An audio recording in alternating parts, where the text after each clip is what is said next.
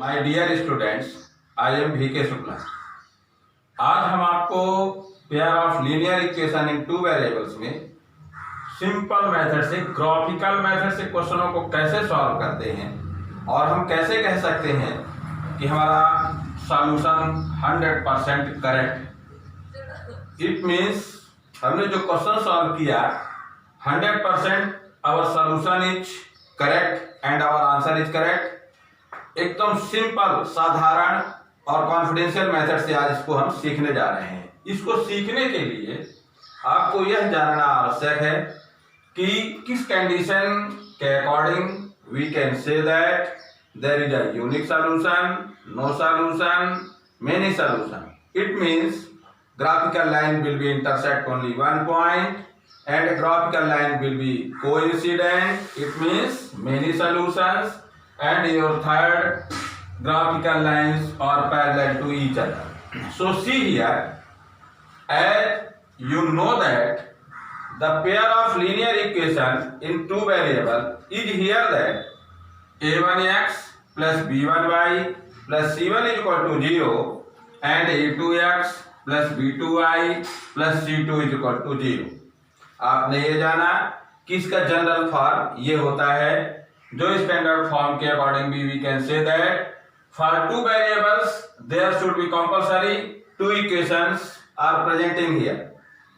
Now first case, जैसे आपने बताया आपको, तो आपका पहला केस है कि यदि a1 by a2 is not equal to है b1 by b2 की, it means the ratio of the coefficient of x are not equal to the ratio of the coefficient of y, then graphical line will be intersecting only one point and we can say it as unique solution। it means line केवल एक ही point पर intersect करेंगी और उसका आपका unique solution होगा। Second case आपका है कि the coefficient of the ratio of the coefficient of x is equal to the ratio of the coefficient of y is equal to the ratio of the coefficient of constant। it means a1 by a2 is equal to b1 by b2 is equal to c1 by c2। तो आप कहेंगे कि यहाँ पर graphical line bill coincident और many solutions हो गए, यानी कई सॉल्यूशंस हो गए आपके। And it means line will be overlapped, and your third case, the ratio of the x, it means a1 by a2 is equal to b1 by b2 is not equal to c1 by c2, then there are no solution and graphical line will be parallel to each other। और main point जो हो गया कि हम 3 point में ही कैसे जान जाएंगे कि हमारा दिया गया सॉल्यूशन 100% करेक्ट है या नहीं। इसके लिए 2 पॉइंट हमें, जैसा 9th में हम जान चुके हैं कि पहला, x एक्सिस पर y का पॉइंट ऑलवेज 0 होता है और y एक्सिस में x का point always will be 0। It means ordinate on the x axis is equal to 0 and abscissa on the y axis is equal to 0। अब हम कुछ प्रॉब्लम के तहत इस ग्राफिकल मेथड को सॉल्व करने जा रहे हैं। क्वेश्चन है यहाँ 2x plus y is equal to 6 and 2x minus y is equal to -2। आपको ये भी बताना है कि इसका सॉल्यूशन क्या है ग्राफिकल मेथड से। x एक्सिस के साथ शेडेड पोर्शन भी करना है और साथ में आपको एरिया भी शेडेड पोर्शन का बताना है कि किस फॉर्म में है। मोस्टली ऐसे क्वेश्चंस आपके ट्रायंगल फॉर्म में या रेक्टेंगल फॉर्म में रेयर केसेस में आते हैं, बाकी ट्रायंगल फॉर्म में ही रहेंगे आपको। सो सी हियर, जैसा हम जानते हैं कि कौन सी कंडीशन यहाँ अप्लाई हो रही है, तो कोफिशिएंट ऑफ x का जो रेशियो है a1 by a2 और कोफिशिएंट जो y का रेशियो है वो b1 by b2। जैसा आप यहाँ देख रहे हैं कि here 2 by 2 is not equal to है 1 by -1 के। So it means 1 is not equal to -1। तो हम ये जान गए इससे कि यहाँ पर ग्राफिकल लाइन एक दूसरे को केवल एक पॉइंट पर इंटरसेक्ट करेंगी और उसका यूनिक सॉल्यूशन होगा और उस यूनिक सॉल्यूशन के तहत हम जो है x और y की वैल्यू प्राप्त करेंगे। सो ऑब्जर्वेशन टेबल पहला आपको बनाना पड़ेगा पहले इक्वेशन से कि ग्राफिकल लाइन x एक्सिस और y एक्सिस को किन किन पॉइंटों पर इंटरसेक्ट कर रही है और साथ में वो एक दूसरे को भी किस पॉइंट पर इंटरसेक्ट कर रही है। तो पहला आपका जो क्वेश्चन है 2x + y = 6, इसको हमने लिया तो y = 6 - 2x आपको मिला। अब यहां पर जैसे आपने देखा कि ये x = 0 जो y एक्सिस में होता है आपने वो पॉइंट लिया, तो x = 0 जब आप यहां पर पुट करेंगे तो y = आपको 6 मिला। सिमिलरली जब y = आप 0 पुट कर देंगे इट मींस x एक्सिस पर कहां इंटरसेक्ट कर रही है ये पॉइंट लाइन, तो it means if y = 0 then 2x = 6 यहां पर आप पुट करेंगे और x का वैल्यू आपको 3 मिला। नाउ नेक्स्ट हम रफ में जैसे सॉल्व कर लेंगे इसके अकॉर्डिंग, यदि इसको हम सॉल्व कर दें तो x का पॉइंट जो होता है आपको 1 मिलता है, इंटरसेक्टिंग पॉइंट मिल गया। तो ये आपका रफ मेथड में हो गया कि if we adding this equation then 4x = 4 and the value of x = 1। So x = 1 यदि आप इसमें पुट कर रहे हैं तो 6 - 2 it means 4 the value of y। ये पहले का ऑब्जर्वेशन टेबल हुआ। सिमिलरली सेकंड इक्वेशन को आपने लिया यहां पर, तो y को आप यहां भेज दीजिए 2 को यहां, तो 2x + 2 = आपका y हो गया। अब आप x = इसमें 0 पुट कीजिए, फिर y = 0 पुट कीजिए, फिर आपका x = 1 पुट किए तो आपको मिला y = 4। इट मींस 1 और 4 आपका ये सॉल्यूशन होगा। ग्राफिकल लाइन एक दूसरे को इंटरसेक्ट करेंगे। अब इसके लिए आप क्या करेंगे कि एक स्केल आप ग्राफ पेपर पर ले लेंगे जो आपने लिया बोथ के लिए है x एक्सिस y एक्सिस के लिए, इट मींस 1 यूनिट आपने लिया = 10 स्मॉल स्क्वायर। अब ग्राफिकल लाइन के लिए आपने देखा कि ये जो आप x एक्सिस डिनोट किया आपने हॉरिजॉन्टल लाइन में और वर्टिकल में आपने y एक्सिस डिनोट किया। अब यहां पर जैसे आप देख रहे हैं कि your first point is here that 0 and 6, तो ये 0 हुआ और ये आपका 6 हुआ, जहां पर आपने a पॉइंट 6 वाले आप मेन स्क्वायर में जाएंगे, बड़े स्क्वायर में।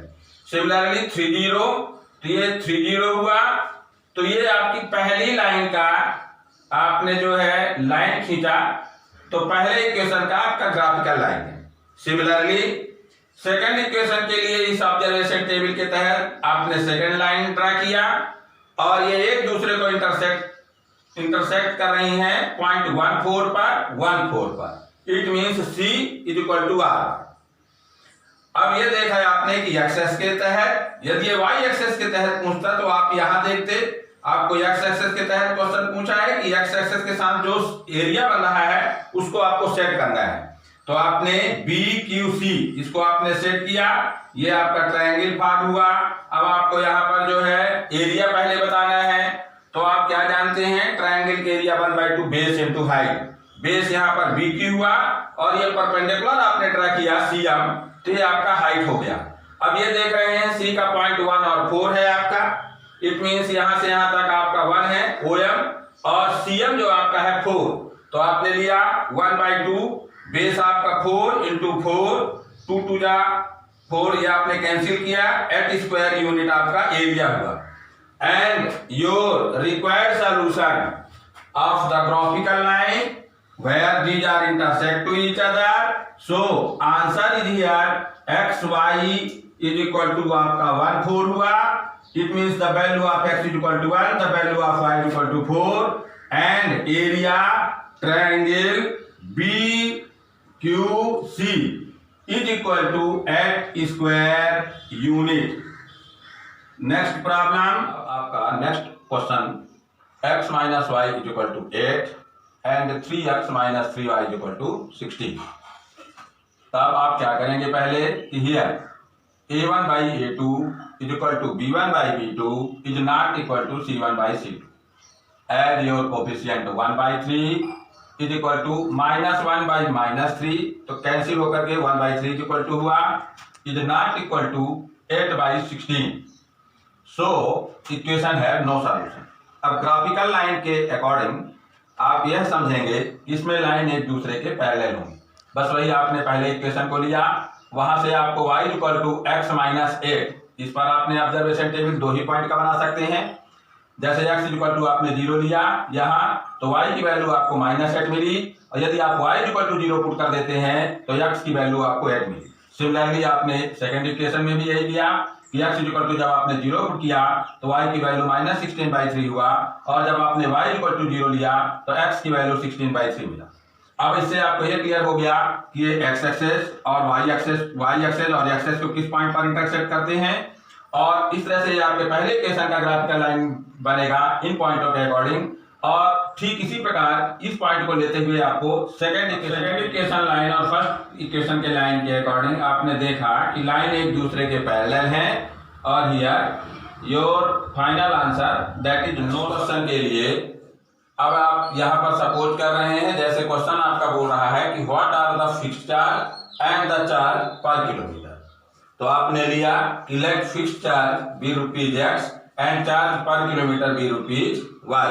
देन फर्स्ट केस जो आपका यहाँ से हुआ कि for a distance of 10 kilometre the charge paid is rupees 105, तो फिक्स्ड चार्ज आपने x लिखा, और 10 किलोमीटर के लिए प्लस आपने लिख दिया 10y, ये इज इक्वल टू आपका 105 हो गया। सिमिलरली सेकेंड केस में जैसे यहाँ का है कि आपका 15 किलोमीटर के लिए उसको पेड करना पड़ रहा है rupees 155, so fixed charge plus for 15 kilometre it means plus 15y is equal to 155। अब you can solve it in any algebraic method, तो हमने एलिमिनेशन मेथड अकॉर्डिंग देखा यहाँ the coefficient of x are equal, so by subtracting it means change the sign of your second equation, we get -5y is equal to -50, minus minus cancel हो गया आपका, so y is equal to 10 and put the value of y is equal to 10 in your first equation, we get x plus 10 in bracket 10 is equal to 105 and x is equal to 105 minus 100, it means the value of x is equal to 5. And for your third questions, how much does a person have to pay for traveling a distance of 25 km? So a person has to pay for traveling a distance 25 km is equal to x plus 25y, आप x और y की value आपने put किया, it means 5 plus 25 into 10, so you get 5 plus 250, it means rupees 255. Thus your final answer, the value of x and y as here rupees x and rupees 10 and rupees 255, it means it is fixed charge, it is charge per kilometer and it is charge for traveling